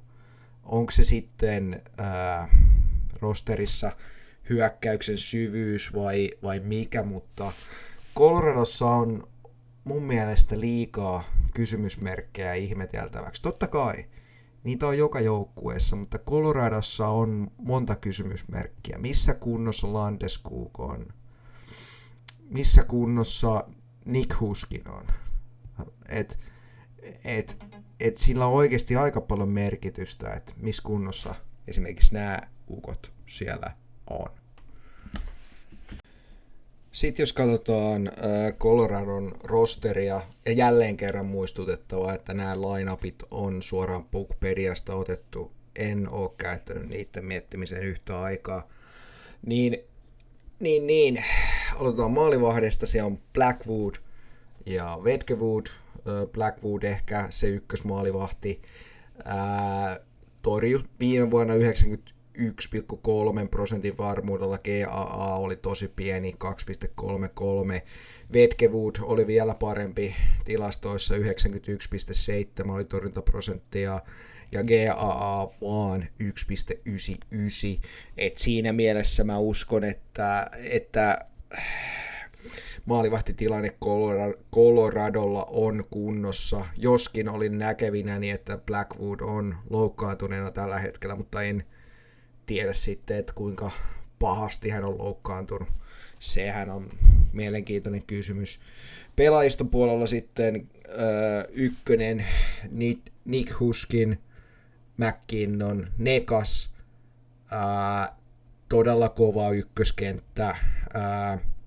Joku pakeissa on vielä Toews ja Makar, niin siellä on oikeasti, se on vähän kuin YV:llä pelaisi koko ajan siellä. Toews toki ei ole niin hyökkävä pakki kuin Makar, eli on ehkä sellainen varmisteleva pakki, mutta erittäin hyvä pakki silti. Mä uskon, että McKinnon painaa taas yli 100 pisteen kauden, viime kaudella painoi 116 pistettä, ei ole mitään syytä epäillä, etteikö pääsisi yli 100 pisteen tälläkin kaudella. Nick Huskinilla mä uskon, että hän tekee noin 70-80 pisteen kauden, jos pelaa kaikki runkosarjan pelit. Nekas pääsee varmasti johonkin, mä sanoisin, että 60 ja 75 pisteen väliin ihan varmasti. Ja Makar, erittäin mielenkiintoinen kysymys, voisiko Makar päästä jopa yli 100 pisteen puolustajana. Viime kaudella runkosarjassa 92 pistettä, ihan käsittämättömät pisteet, se on kyllä puolustajaksi ihan ylikylän äijä, ja on mielenkiintoista nähdä, että mikä se pisteluku tulee oleen runkosarjassa sen jälkeen. Ja Toivossikin teki 44 pojoa myös. Kakkoskenttä Landeskog, Nelson, Lehkonen on sitten selvästi sitä ykköskenttää jo heikompi. Okei, Landeskog on erittäin hyvä pelaaja, mutta hän taisi tulla rinkiin takaisin mukaan vasta playoffeissa viime kautena ja ei pelannut yhtään runkosarjan ottelua, ellei väärin muista. Nelson teki yhteensä viime kaudella runkosarjassa 56 pojoa ja Lehkonen teki 45 pojoa. Pakkeina Girard ja Manson ihan päteviä, mutta ei nyt mitään kauheita pisteiden tekeviä. Eli noin kaksi ensimmäistä kenttää on aika epätasaisia. Vähän sen takia, että McKinnon on siellä toisessa ja sellaista tasaisuutta ehkä puuttuu. Sitten bottom kutoseen mennään, niin siellä on Colton, Drury, Olofsson, Kelly, Bardakov ja Kiviranta. Siellä on miehiä, jotka on tehnyt vähän alle 10 pistettä tai sitten vähän alle 30 pistettä siltä väliltä. Kiviranta on hyvä nelosen pelaaja ja myös edullinen Coloradolle. Olofsson on myös aika edullinen pelaaja kolmoskentän laituriksi. Coltonin käppiä en nyt just muista, mutta kyllä noissa saa sellaista hyvää puolustuspeliä varmasti pelattua, varsinkin kun siellä pakissa on sitten vielä Burns ja Malinski, niin ei yhtään hullummin, mutta en voi olla vertaamatta tätä Dallasin rosteriin ja mun mieleen, mun silmään, vaikka Coloradolla on McKinnon ja Makar, niin mun silmään Dallasin rosteri on kovempi kuin Coloradolla. Toki McKinnon ja Makar on ihan ylikylän äijiä, myös Dallasin äijiin verrattuna, mutta se kokonaisuus. Niin kokonaisuutena tämä rosteri on mun mielestä heikompi kuin Dallasilla, joka on kuitenkin Coloradon ihan pääkilpailija, varsinkin kun molemmat joukkueet pelaa samassa divisioonassa, niin. Ja mistä se johtuu? Se johtuu Capista, aivan kuin Dallasillakin, ja mennään siihen seuraavaksi. Sitten jos katsotaan ehkä enemmän sitä talouspuolta ja muita asioita Coloradosta, niin Coloradon Capissa on tällä hetkellä tilaa 1,33 miljoonaa, eli oikeastaan ei juuri mitään. Heavy cap hittersejä, niin siellä on McKinnon tietysti 12,6 miljoonaa, Makari 9, Nelsoni 7,5, Toev 7,25, Landeskog 7, Nekas 6,5, Nishutskin 6,13 noin pyöreästi, Blackwood 5,25 ja Girard 5. Eli kyllä siellä on aika kova palkkasta jengiä, mutta toki nämä kovapalkkaiset pelaajat on myös pelannut Coloradossa hyvin ja ei ole mitään syytä olettaa, etteikö he pelaisi myös jatkossa hyvin. Mulla ei ole mitään epäilystä, etteikö näin kävisi.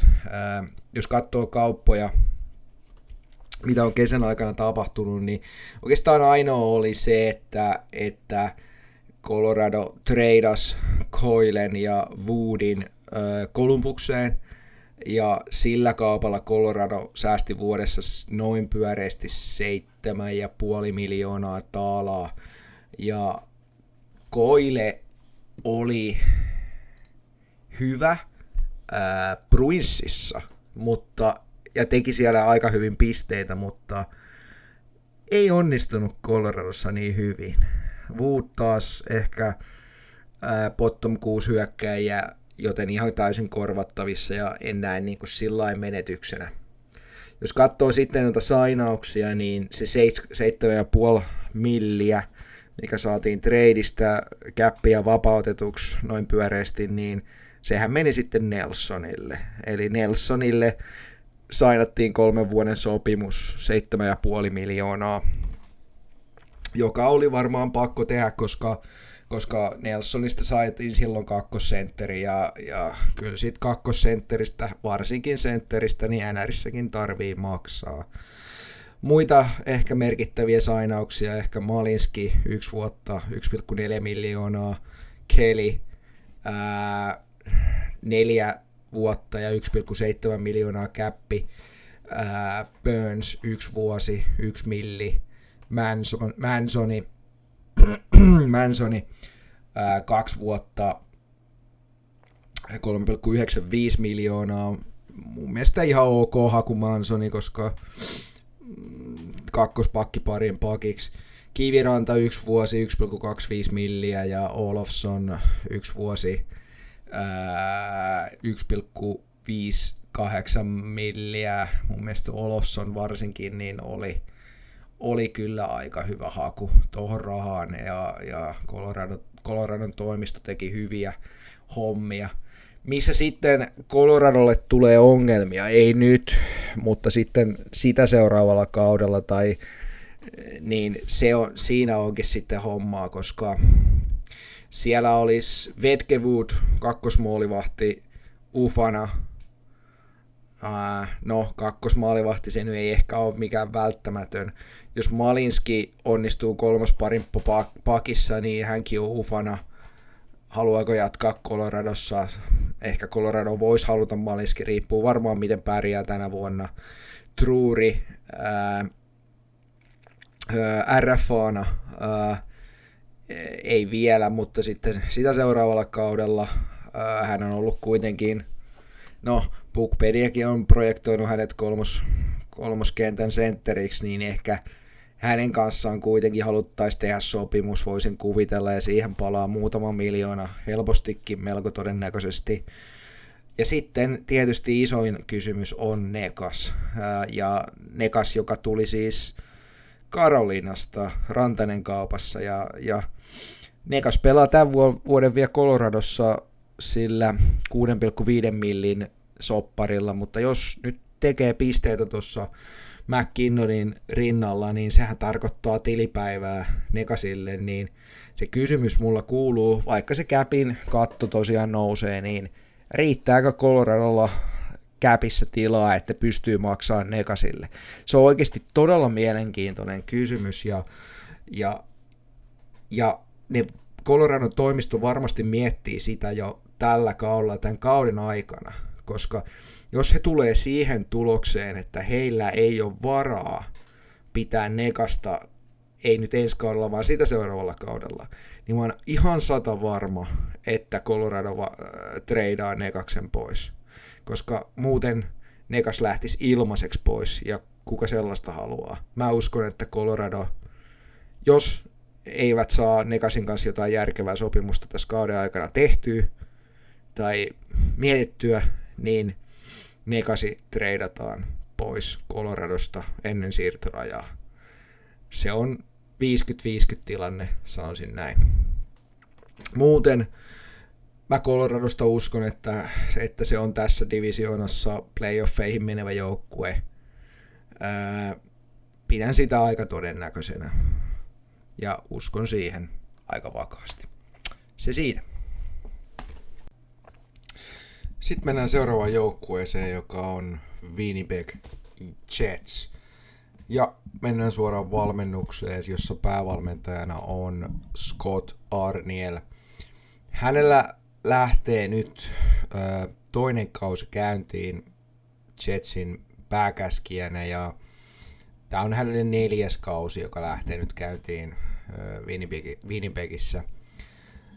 Arnielin valmentaessa Winnipegin, mun mielestä Winnipegin puolustus on ollut kunnossa, se hyökkäys on todellakin ollut kunnossa ja se maalivahtipeli on myös ollut kunnossa. Ja jos joku kysyy, että pystyykö Winnipeg tänä kautena pääsee playoffeihin ja pitkälle poffeissa, niin mun vastaus on, että voi ehdottomasti pystyäkin siihen. En mä ainakaan näe mitään syytä, jos katsoo Scott Arnielia ja miten se joukkue on pelannut, niin en näe mitään syytä, miksei se voisi päästä playoffeihin. Jotain täytyy epäonnistua ja pahasti, erityisesti siellä puolustuspäässä. Mutta mitä kysymysmerkkejäkin oikeasti löytyy valmennuksen puolelta. Ensimmäinen kysymysmerkki on ehkä Dean Sinoweth, apulaisvalmentaja. Hänelle tämä tuleva kausi on eka kausi Winnipegissä ja tulee Torontosta apuvalmentajan paikalta Winnipegiin. On toki ollut myös aikaisemmin apuvalmentajana Carolinassa, mutta joka tapauksessa ensimmäinen kausi, uusi joukkue, niin se voi tuoda jonkinlaisia haasteita. Jatkuvuutta taas sitten apuvalmentajissa pitää Marty Johnston, jolla lähtee nyt 3. kausi käyntiin NRissä, ja ne kaikki kaudet on ollut Jetsissä, mutta ehkä se kysymysmerkki Johnstonin kohdalta on se, että kun se kokemus ei ole kauhean kova, että mikä mahtaa olla syynä. Ja sitten ehkä se suurin kysymysmerkki valmennuksessa on apuvalmentaja Davis Payne, joka on ollut muun muassa Bluesissa ihan päävalmentajanakin aikanaan ja on ollut apuvalmentajana myös Kingsissä ja Sabresissa. Ja nyt tulee Ottawasta apuvalmentajan paikalta, koska sai sieltä viime joulukuussa kenkää. Ja nyt Jets sitten palkkasi hänet ja kuulostaa, valmentajat saa kenkää, varsinkin päävalmentajat aika usein NHL:ssä, mutta että apuvalmentajat saa kenkää, niin se kuulostaa minulta potentiaaliselta ongelmalta. Toivottavasti se ei ole sitä, mutta se voi silti olla sitä. Mutta kokonaisuutena niin mä uskon, että Arnielilla on toi homma hanskassa ja hän pääsee melkoisen hyvää rosteria käskyttämään ensi kautena, melkein jokaiselta alueelta. Sitten mennään Winnipegin rosteriin, josta otetaan nyt noin maalivahdit ensin pois, niin siellä tietysti ykköspahtina on Hellepukki, joka on kiistatta ollut runkosarjassa NRissä niin ihan ylikylänäijä maalivahdiksi. Torjui viime kaudella 92,5% torjuntaprosentilla ja GAA oli vaan 2,01 ja totta kai ei se maalivahti siellä yksin tätä tulosta tee, vaan siellä on myös puolustajat ja joukkueen apuna, mutta silti hän on erinomainen maalivahti, varsinkin runkosarjassa. Playoffeissa sitä ongelmia onkin nähty, mutta ehkä hän nyt on päässyt niidenkin ongelmien yli toivottavasti. Kakkosena siellä on Comrie, viime kaudella torjui 91,4% varmuudella, GAA oli 2,39 eli hävisi selkeästi Hellepukille tuossa kisassa, mutta edelleen nuo numerot on ihan perhanan hyvät oikeasti, ne on todella hyvät. Ja tuolla kaksikolla on kyllä helppo lähteä NR kautta pelaamaan. Sitten katsotaan ketjuja. Siellä on Connor, Seifele, Vilardi ja pakeissa Morrissey ja Demelo. Ja täytyy sanoa, että toi ykköskenttä on aivan huikea.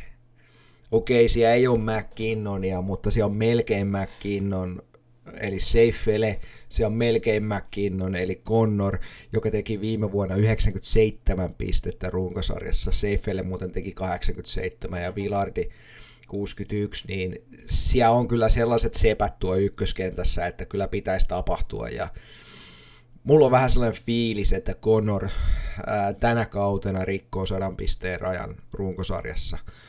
Varsinkin jos Morrissey on siellä vielä takalinjoilla tekemässä niitä pisteitä. Aivan huikea ja oli viime vuonna toi Morrissey.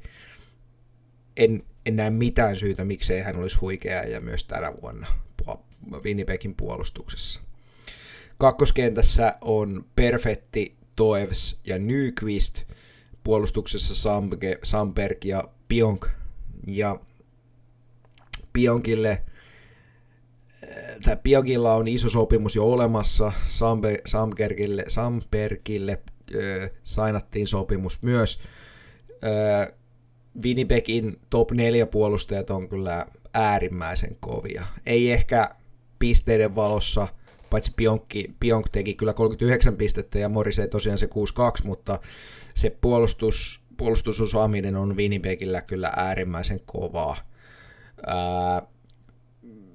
Kakkoskentässä Perfetti teki viime vuonna runkosarjassa 50 pojoa, Nyqvist 28 pojoa, ja mulla on vähän sellainen fiilis, että hän on kyllä sellainen pieni toivotaan haku tuohon oikeaan laitaan. Ehkä Puckpedia on väärässä tämän kakkoskentän kanssa, ja Iafallo nousee tuohon kakkoskenttään, mene ja tiedä. Mutta toi on nyt se järjestys, mikä Puckpedia antaa. Keskellä oleva Toews tekee paluun NHL-kaukaloihin, on varmasti Winnipegin seuratuin pelaaja. Teki tosiaan Winnipegin kanssa 1 vuoden sopimuksen 2 miljoonalla ja ainakin sanoo olevansa kunnossa, vaikka tässä muistaakseni oli paljon juttuja joitakin kuukausia, vuosia aikaisemmin, että ura olisi ohi. Mutta niin vaan, äijä on laittanut itsensä kuntoon ja on valmis NHL-kaukaloihin. Ja kysymysmerkki kuitenkin on, että millä tasolla hän pystyy pelaamaan kakkoskentässä, jos hän kakkoskenttää pelaa. Jos ei pysty pelaamaan ihan kakkoskentän vaatimalla sentteritasolla, niin sitten se on varmaan se Namest Nikov 3, joka tulee siihen kakkosen keskelle sitten. Puckpedian kolmoskenttä on Niederreiter, Namets, Nikov ja Iafallo, joka on oikeasti hyvä kolmoskenttä. Se on sellainen kenttä, joka pystyy puolustamaan, se on sellainen kenttä, joka pystyy tekemään pisteitä. Iafallo teki 31 pistettä, Namets, Nikov 38 pistettä ja Niederreiter 37 pistettä viime kaudella runkosarjassa, ja kyllä niillä pisteillä voidaan sanoa, että Winnipegin kolmoskenttä on kova. Pakistossa on Floria Shen, joka on varmasti ihan puhtaita puolustuspään pakkeja. Ei ole edes tarkoitettu, että he pelaa esimerkiksi mitään ylivoimaa. 4. sitten Pearson, Barron ja Koepke. Pearson teki viime kaudella 27 pojoa, Baron 15 ja Koepke 17, että kyllä sielläkin tarvittaisiin löytyy sellaista ainakin pientä tulitukea sitten noille ylemmille kentille, jos näin tarvii.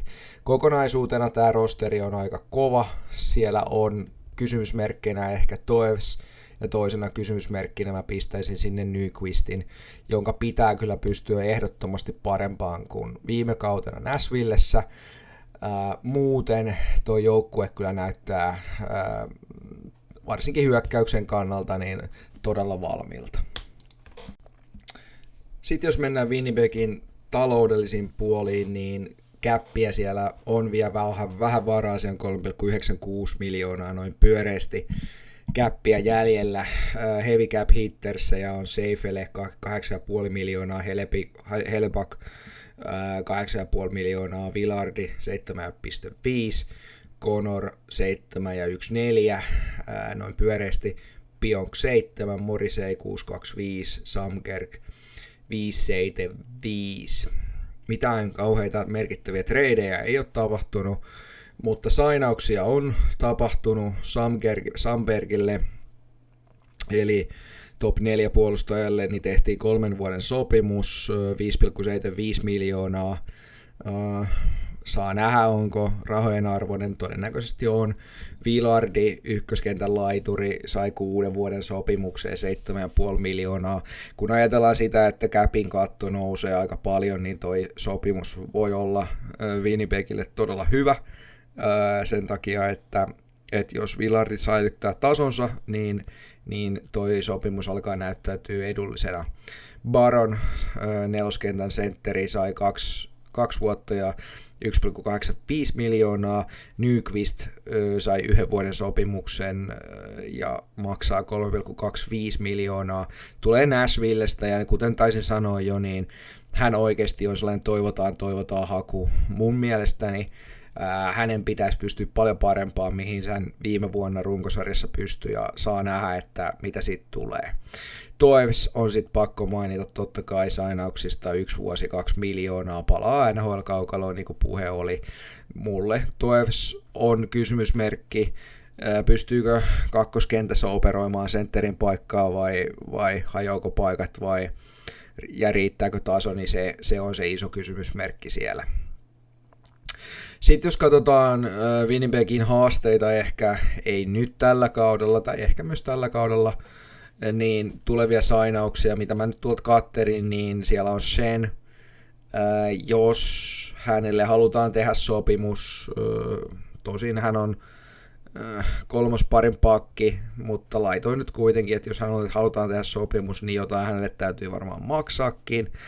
Voi olla kyllä, että kun sitä ikää taitaa olla seinillä jonkun verran, että sieltä jotain nuorempaa halutaan ja sen takia siihen ei välttämättä mahdu Winnipegin suunnitelmiin, mutta kuka mahtuu Winnipegin suunnitelmiin on ehdottomasti Connor, joka on UFA seuraavalla kaudella. Ja juttuhan on niin, että Winnipeg ei kyllä ei mitenkään saa päästää Connoria pois. Ja jos Connor tekee nyt yli 100 pisteen kauden, mitä mä epäilen, että tekee, niin Winnipeg joutuu maksamaan Connorille, mä arvioisin jotain 11-12 milliä ainakin, tai käppihitti, joka on kyllä kova. Tällä hetkellä Connorin palkka on vähän yli 7 miljoonaa, ja jos siihen tulee sellainen 5 miljoonan korotus, niin siellä alkaa toimistolla kädet hikoamaan kyllä sen takia. Mutta tehtävä Connori on ihan ykkösäjiä Seifelen ohella Winnipegissä, ja se sopimus on vaan saatava jotenkin aikaiseksi. Capin katto, kuten sanottua, nousee kuitenkin, niin kyllä se siitä. Katsotaan mitä tuossa tapahtuu. Mä uskon, että Winnipeg ainakin yrittää saada Connorin kanssa sopimuksen. Se on nyt paljon sitten kiinni siitä, että mitä Connor itse ajattelee ja ennen kaikkea mitä Connor pyytää sitten palkakseen, että miten ne neuvottelut menee. Varmaahan on se, että jos ne neuvottelut ei mene, niin Winnipeg ei mitenkään voi päästä Connoria pois UFAna, joten mä uskon, että jos se neuvotteluhalukkuutta ei löydy, niin sitten löytyy trade-halukkuutta Winnipegiltä. Pakkohan se on. Tai sitten he vetävät riskille ja yrittävät kuppia tänä vuonna, mutta mä pidän sellaisena 20% mahdollisuutena, että Connor treidataan. Mä en kyllä usko siihen yhtään, niin mä pidän 5% mahdollisuutena, että Connori treidataan pois Winnipegistä. Katsotaan, miten siinä tulee käymään. Sitten mennään Dallas Starsin kimppuun ja aloitetaan suoraan valmentajista, jossa Dallasin päävalmentajana on Glenn Gulutzan ja hän tekee viimein paluun Dallasiin. Hän on viimeksi ollut Dallasin päävalmentajana kaudella 2012-2013, jonka jälkeen hän on valmentanut Canucksissa apuvalmentajana, Flamesissa päävalmentajana ja sitten Edmonton Oilersissa apuvalmentajana peräti 7 kauden ajan. Ja mun mielestäni on äärimmäisen jännittävää nähdä, että mihin tämän pitkän valmennusuran tehnyt valmentaja pystyy Dallasin peräsimessä, jossa hyökkäysvoimaa on vaikka muille jaettavaksi. Sitä on todella paljon. Apuna Gulutzanilla on Neil Graham, joka tulee Texas Starsista, AHL-joukkue. Siellä hän on ollut päävalmentajana ja nyt on saapunut sitten ensimmäistä vuottaan NHL:ään apuvalmentajaksi. Toisena apuvalmentajana on Alain Nasreddine, joka on toiminut vuosia Devilsia nimenomaan Starsin apuvalmentajana, ja sillai ehkä Nasreddin jatkaa sellaista valmennuksellista jatkumoa Starsissa. Kolmas apuvalmentaja on David Pelletier, joka on aika jännä valinta, koska Elite Prospectis mukaan Pelletier on aiemmin toiminut Edmontonin suunnalla nimenomaan luisteluvalmentajana. Ja ilmiselvästi ensimmäistä vuottaan Starsissa aloittava Pelletier on, totta kai, sen on pakko olla Kulutsanin värväys, joten ainakin tällä uudella päävalmentajalla on luottoa mieheen kyllä yllin kyllin. Ylipäätään, jos sanoo näin, niin ollaan rehellisiä. Kaikki muu kuin playoff-paikan saaminen on eittämättä pettymys Dallasille. Pete DeBoer pystyi siihen ja vei Starsin konferenssin finaaleihin saakka, ja nyt Kulutsanin on ensiksi pystyttävä siihen ja jopa vietävä joukkueensa pidemmälle aina sinne Stanley Cup-finaaleihin saakka. Odotukset on Dallasissa varmasti todella kovat, pelaajistakin on todella kova, ja jos peli ei lähde kulkeen, niin on aivan varmaa, että Kulutsan joutuu ihan varmasti välittömästi arvostelun kohteeksi.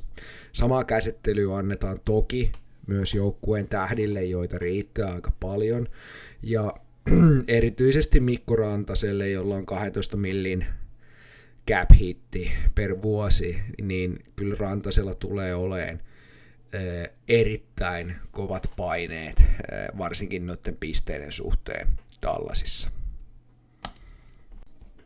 Jos katsotaan vähän tuota rosteria, mikä Dallasilla on, niin se on varsinkin hyökkäyspäähän niin kyllä aikamoista tykitystä. Aloitetaan kuitenkin maalista, jossa Dallasin ykkösmokkeena on oikeutetusti aikamoisella 8,25 millin sopimuksella tai cap hitillä operoiva Oettinger. Hänen torjuntaprosenttinsa runkosarjassa oli 90,9, GAA 2,59, ja siellä hyvänä kakkosena on DeSmith taustalla, jolla oli vielä parempi torjuntaprosentti viime kaudella 91,5 ja GAA sama 2,59. Dallasin maalivahtipeli on oikeasti hyvällä tolalla, enkä mä usko, että Oettinger tai DeSmith tulee siinä millään lailla epäonnistuun. Siinä on Dallasille erittäin kova maalivahtikaksikko. Sitten jos katsotaan line-uppeja, ja line-upit on taas tuolta Bookpedian puolelta, niin ykköseen on laitettu Bookpedian toimesta Ben, Johnston ja Rantanen, ja kaikki tietää, mihin Mikko Rantanen pystyy. Hän pystyy jopa yli 100 pisteen kausiin tarvittaessa. Tuleeko se Dallasissa? Se jää nähtäväksi. Itse en jaksa uskoa, että Mikko Rantanen pystyy ihan 100 pisteen kauteen, mutta kyllä mä odotan hänen tekevän ainakin yli 70 pistettä Dallasissa. Johnstoni keskellä teki viime vuonna 71 pistettä, ja Benny, joka on koko uransa pelannut Dallasissa, niin teki 1 vuoden sopimuksen vielä kerran ja teki runkosarjassa viime vuonna 49 pistettä, niin kyllä tuossa on aika kova ykköskenttä, varsinkin kun puolustajina on Lindell ja Heiskanen.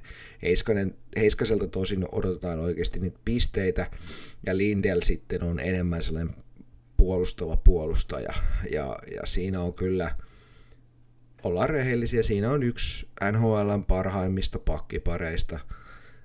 Siitä ei oikeasti päästä yhtään mihinkään. Kakkosena Dallasilla on Robertson, Hintz ja Borgue, joista Borgue on aika junnu, mutta varmaan tulee tekemään isoa nousua, ja toivottavasti tulee tekemään isoa nousua. Teki viime vuonna runkosarjassa 25 pojoa, eikä mulla ole mitään syytä epäillä, etteikö pystyisi jopa tuplaan noita pisteitä, jos saa pelata 2 ylimmäisessä ketjussa. Robertson ja Hintsi molemmat on kovia, erittäin kovia pelaajia ja tekee pisteitä aivan varmasti yllin kyllin. Kolmosessa vielä on aika hurjaa hyökkäysvoimaa Duchenin myötä, joka teki viime vuonna runkosarjassa 82 pistettä. Vierellä Steele ja Seguin. Seguin teki vain 21 pistettä viime kaudella ja omaa kyllä ihan hirveän cap-hitin sopimuksen, joka on tietysti perua aiemmilta vuosilta. Steele, hyvä bottom six hyökkääjä ehdottomasti.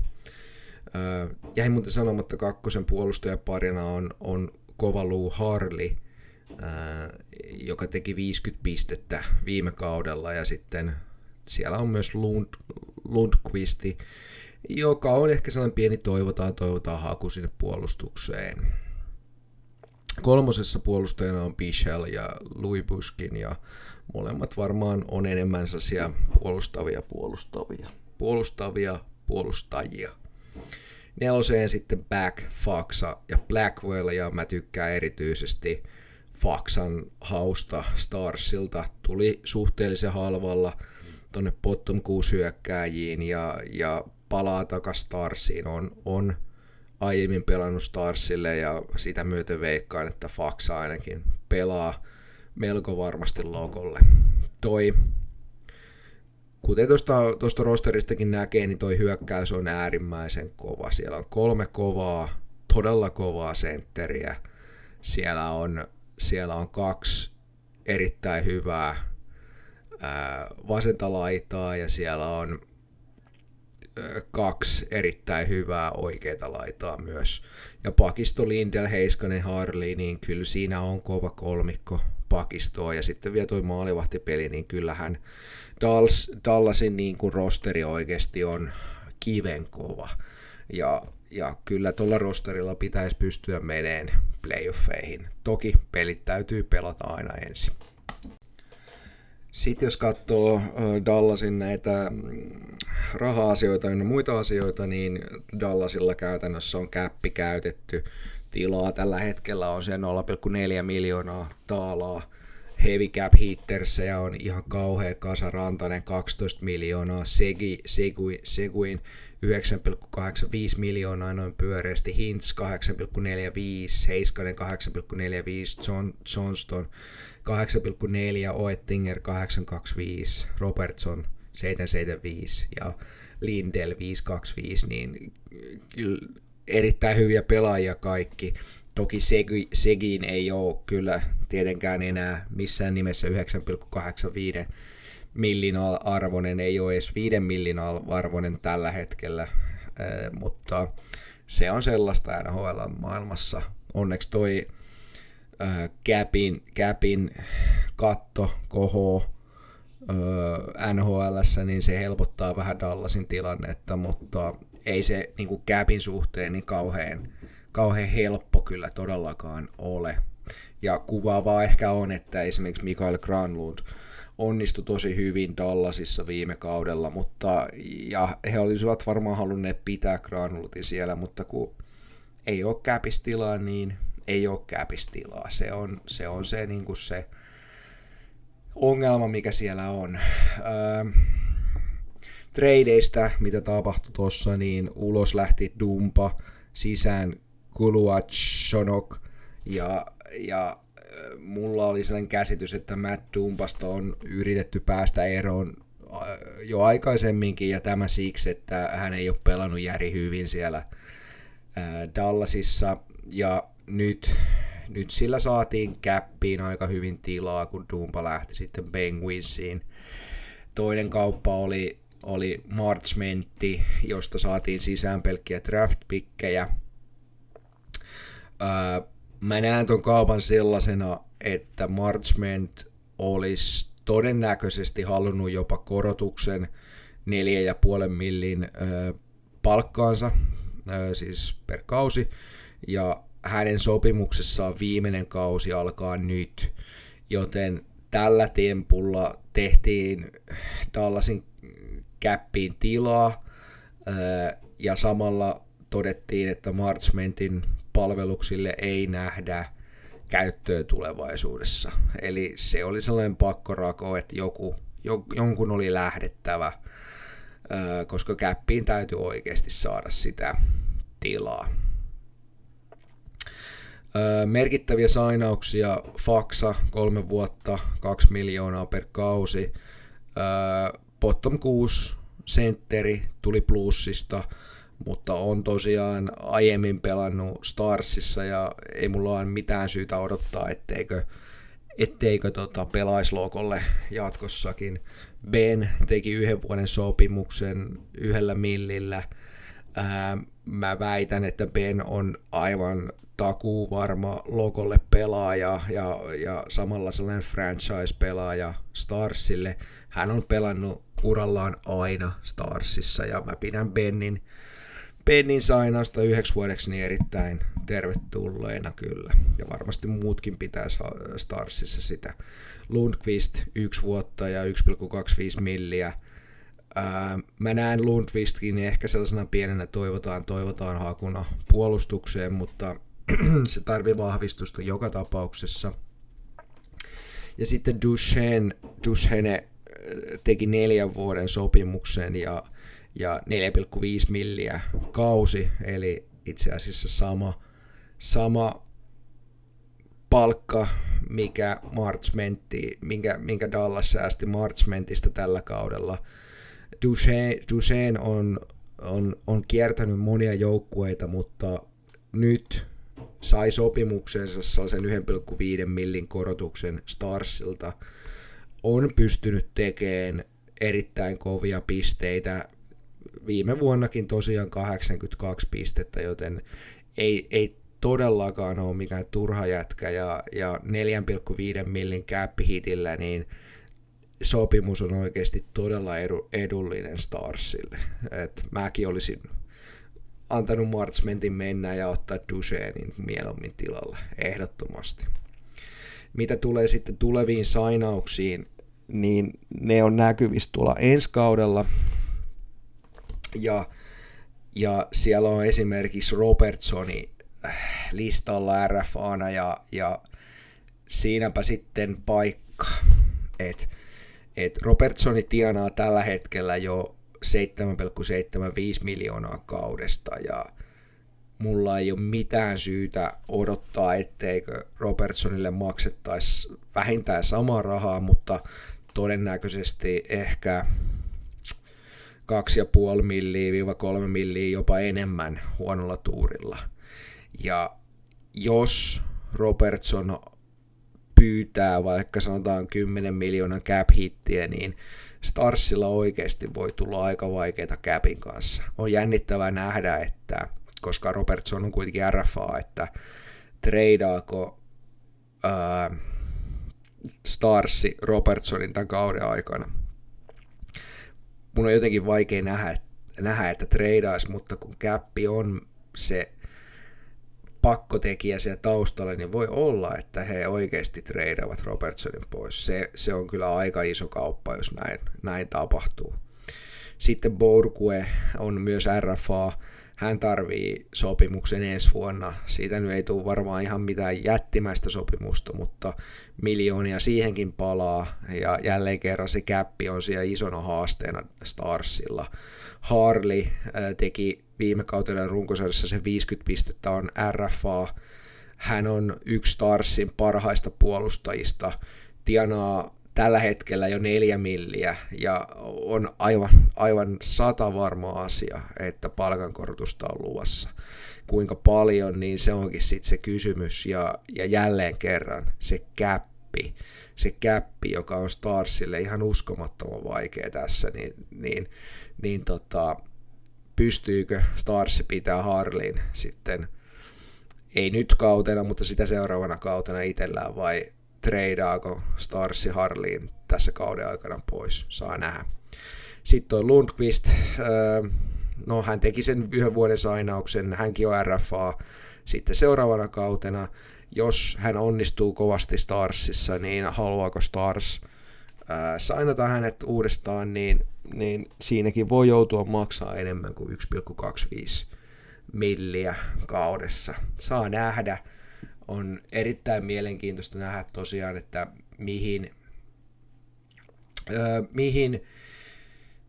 niin kuin, tai no sanotaan näin, rahat kyllä riittää Starsilla, mutta se käppi on iso ongelma, varsinkin kun siellä on toi Seguinin sopimus ja se kestää vielä tämän nyt alkavan kauden ja seuraavan kauden, niin siitä ei saada tilaa tohon käppiin, niin kuin, siitä ei ole apua siis niin kuin ollenkaan. Ja jos katsoo tuosta, pakko vielä palata tuohon käppitilanteeseen Starsin osalta, että jos katsoo tuolta vielä, niin käppihän nousee kaudelle 2627 jonkun verran. Bookpediasta just katon tätä, niin mun mielestä se limitti on 9 miljoonaa enemmän, mutta niitä sopimuksia, niitä täytyisi tehdä aika iso kasa tuohon kaudelle 2627, ja jos cap space on tällä hetkellä kaudelle 2627 27,9 miljoonaa Starsilla, niin siihen kun sitten siihen 27 yrittää sovittaa Robertsonin, Borguen, Harleyn sopimukset, niin siinä voi yhtäkkiä jo rävähtää